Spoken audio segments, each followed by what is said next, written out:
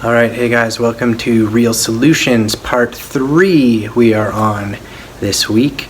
And before I dive into the lesson, I just wanted to remind you quickly that we have prayer cards that we are making for you as students to be prayed for. You can find those on the website. I've sent out the link via email. It takes you just a minute to fill in, and then that card will be given to someone in our church so they can pray for you specifically. I don't think really that there's any good excuse to not fill one of these out and have someone pray for you. So please do that. And then also, again, I've set up a survey that is anonymous so that you can ask questions about this series. I know that topics like addiction and depression and anxiety, sometimes you might have a question, but you might be scared to ask it. So this is a way you can do that anonymously, 100% honest. I don't have any idea who's asking the questions. Some of you have already submitted some, and we'll do our best to answer those as the series goes on. And again, I sent that out via email. If you don't know where to find it, just let me know and I'll send you the link.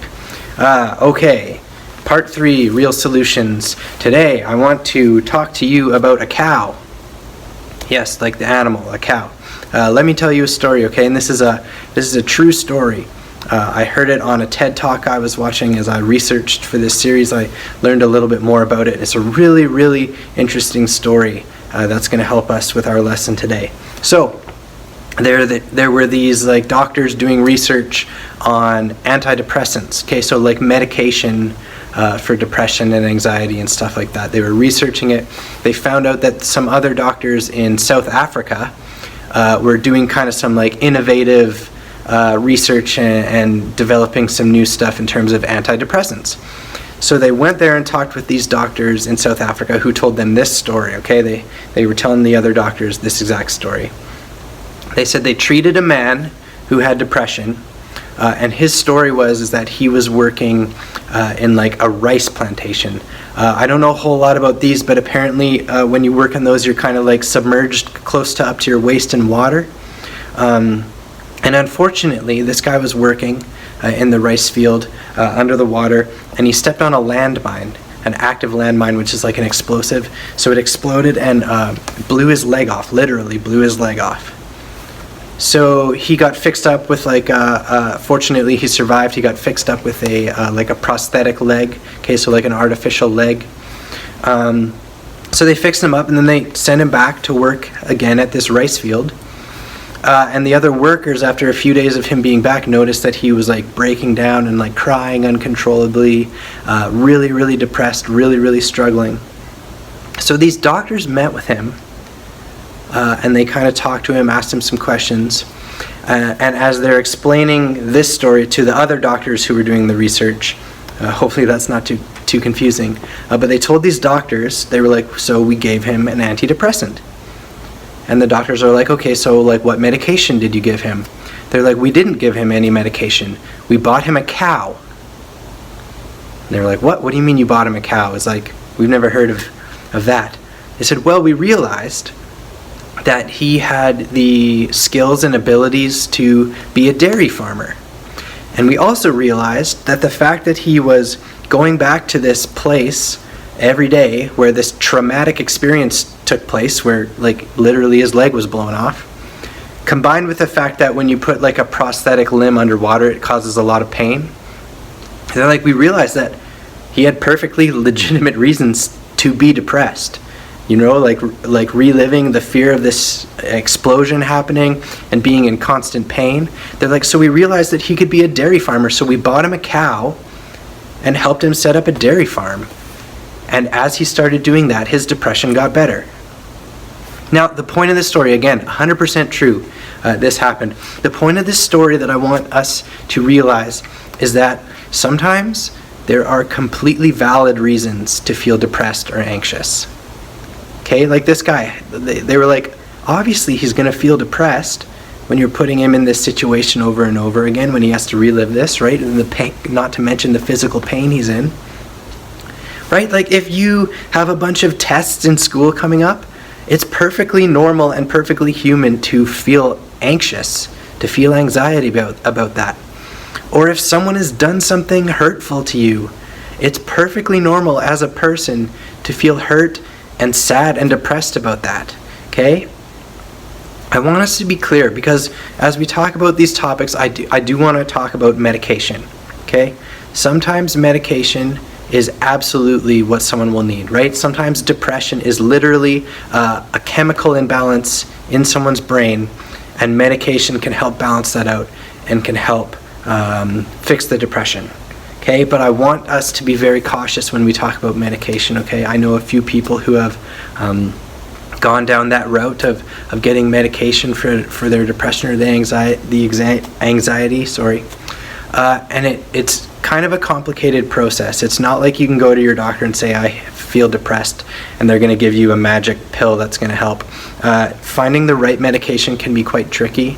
There are a few issues with it. For example, like sometimes you'll start taking a certain dosage and your brain will adapt, and then you'll need more and more and more of that until you get to like a maximum, and then they have to switch medications.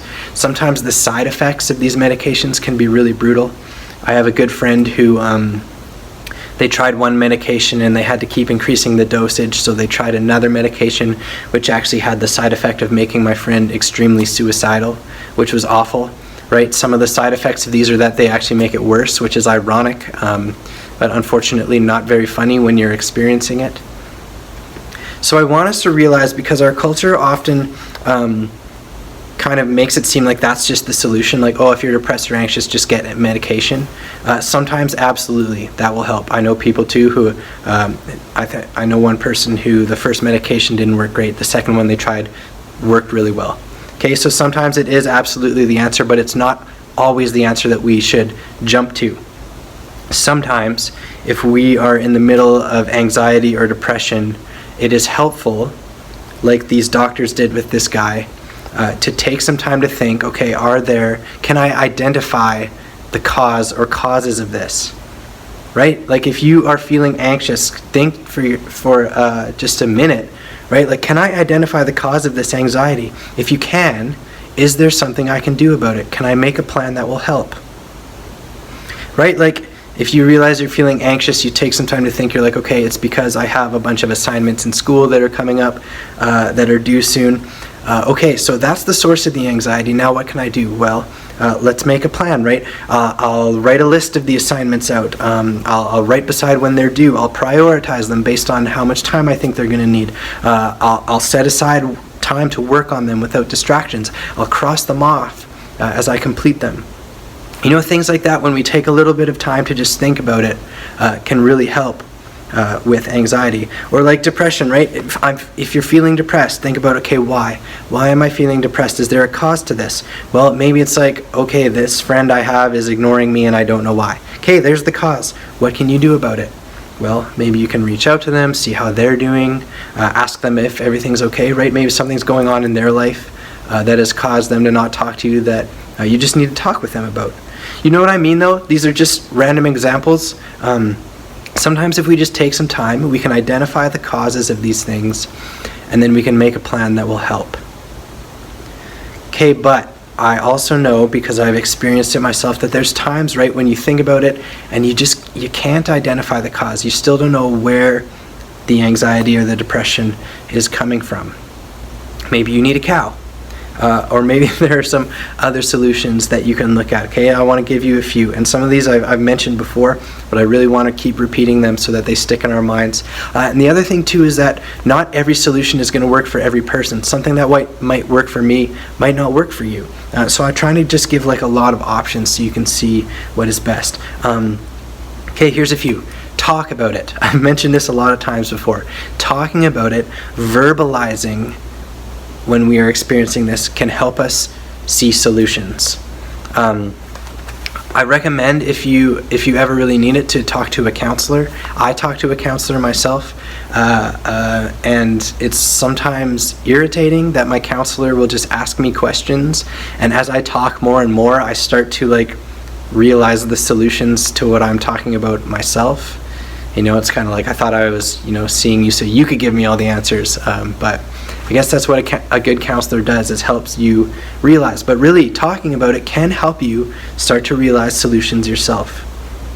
Another thing that's really helpful is exercise. Okay, this is continually proven that exercise can be very beneficial, not just to our physical health, but to our mental health, right? And there's lots of good resources. Like, you don't need to pay a bunch of money to sign up for a gym. Even going for a walk is helpful. There's lots of YouTube channels you can find that will walk you through different workouts you can do at home. But making that a part, a good habit of exercise is really, really helpful. I do it all the time. I hate exercising, but I do it because I have seen how helpful it is to my mental health. So I continue to do it. Sometimes, guys, a solution is just being patient, and I know that's a really hard one, but sometimes you just need to wait for it to pass. I think our lives, we go through ebbs and flows and different things, different seasons. Sometimes the weather can be a part of it too, but sometimes you just need to be patient, and that those feelings will pass without needing to do really anything extreme.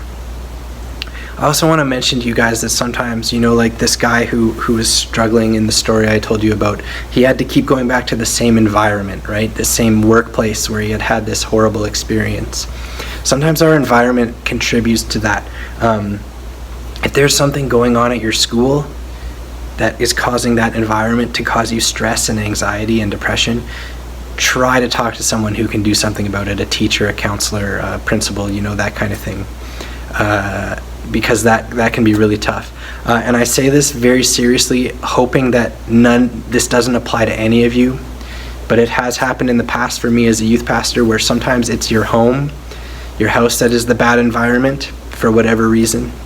And guys, I just want you to know that it's always an option to come to my house. Honestly, pandemic or not, if you need to get out of a situation or an environment, come to my house.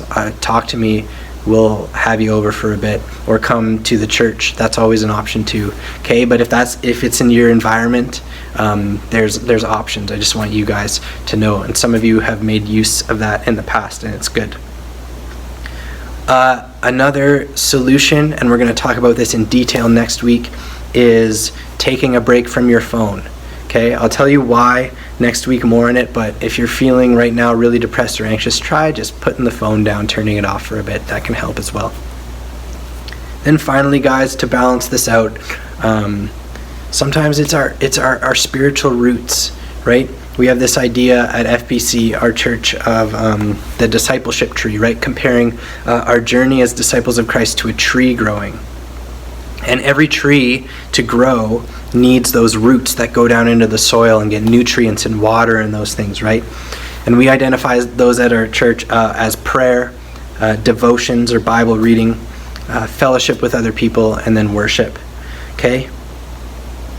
If you're struggling, you might want to try going back to those things, right? How's your prayer? Are you spending time in God's Word? Are you spending time worshiping Him? Are you spending time fellowshipping with other believers? All those things contribute to health in our spirituality and our mental health, right? Because the truth is, we're not always going to understand everything that happens in our lives, but we can always trust God, okay? Because He does know everything. He understands everything. He's not taken by surprise by anything, and He loves us.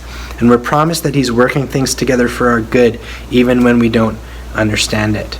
Okay, we can trust in God. So sometimes it's coming back to those spiritual roots, prayer and worship and devotions and fellowship, that will allow us to regain some of that health. I just want to close with this verse, Isaiah 26, 3-4. It says, "You will keep in perfect peace all who trust in you, all whose thoughts are fixed on you. Trust in the Lord always, for the Lord God is the eternal rock." God does not change. God always knows, He always understands, and He always loves us. So sometimes it takes us coming back to Him in worship and in prayer, spending time in His Word, spending time with other believers, that can really be a solution for depression or anxiety, because we can trust Him. Okay, thank you for listening. We'll see you guys soon.